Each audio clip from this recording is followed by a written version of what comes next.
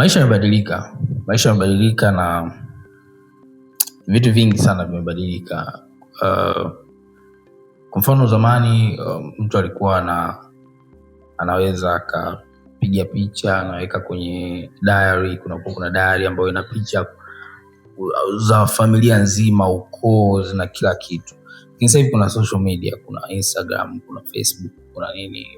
Mtu unakuta anaposti picha za familia na nini na kila kitu anaposti. Social media imekuwa kama gallery kwa kifupi niweze kusema.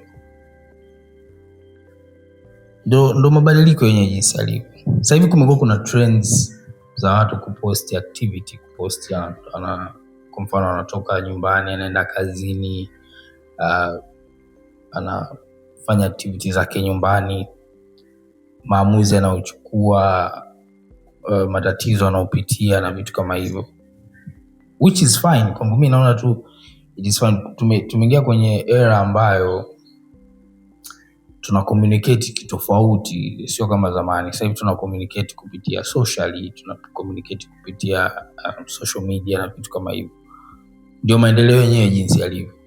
Of course yana changamoto zake, lakini it is what it is. Yani hakuna namna, ndo maisha yenyewe jinsi yalivyo. Hii style ya kuposti maisha, kuposti activity zako za kila siku, wenzetu wanaita vlogging. Sisi wa Afrika sio tamaduni zetu kuposti maisha yako, activity zako na vitu kama hivyo, sio tamaduni zetu ambazo sisi tumezoea. Lakini kuna opportunity kubwa sana ambayo sisi wa Afrika tunaweza tukatumia hapa. Kwa sababu unajua, just emfikiria wazungu wanatoka Ulaya wanakuja kuona mazingira yetu Afrika, wanakuja kuona mbuga za wanyama, wanakuja kuona vivutio kibao. Just imagine kwa mtu ambaye anaishi labda karibu na Ngorongoro, au kwa mtu ambaye anaishi Mikumi, akiamua kuchukua simu yake leo na kuanza kushoot mazingira ya Mikumi na maisha ya Mikumi, ile experience tu ya yeye kuishi karibu na mbuga ya wanyama, akawa anaielezea. Yani mtu anatamani kujua maisha ya kawaida ya kila siku ya mtu anaishi karibu na mbuga za wanyama yakoje. Just imagine hii opportunity ya yeye ku-express au kuelezea jinsi yeye anavyo experience maisha yake kuishi katika mbuga za wanyama. Ukifikiria kwamba kuna mzungu anapanda ndege anakuja kuona Mikumi, sijui Ngorongoro, ni opportunity kubwa sana kwa mtu mwenye skills za kushoot, kuwa na visuals, kutengeneza picha nzuri na kuelezea vizuri. Anaweza akapata viewers wengi sana, akapiga hela nyingi sana kwenye social. So yani hivyo. Unajua maisha yako unaweza kadhani hayako interesting. Unaamka asubuhi labda unaenda Kariakoo, kwa mfano winga.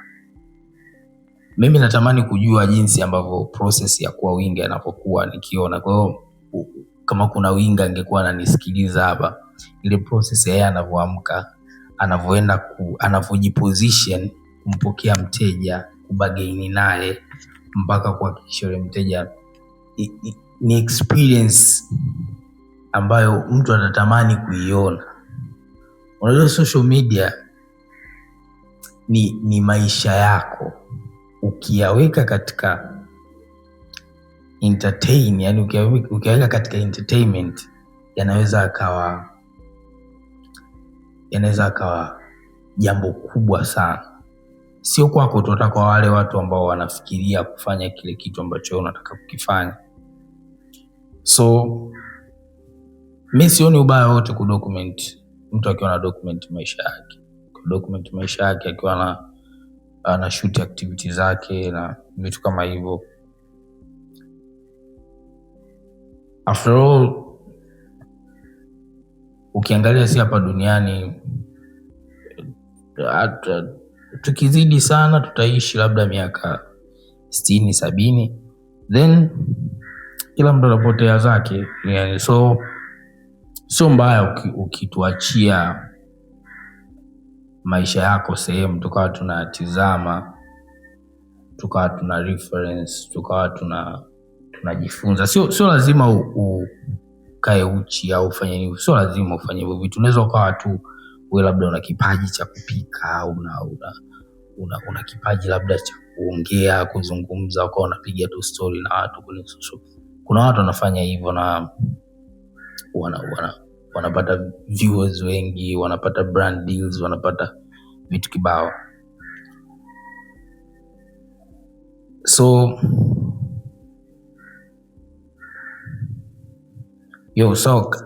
kama hii video imekufungua macho au umekufungua akili kwa namna moja au nyingine, make sure una like, alafu comment hapo chini niambie chochote ulichokielewa au unachokielewa kuhusu swala la vlogging. Vlogging wenyewe wazungu wanaita vlogging, sisi tunaona tu ni kurekodi maisha yako, kudocument.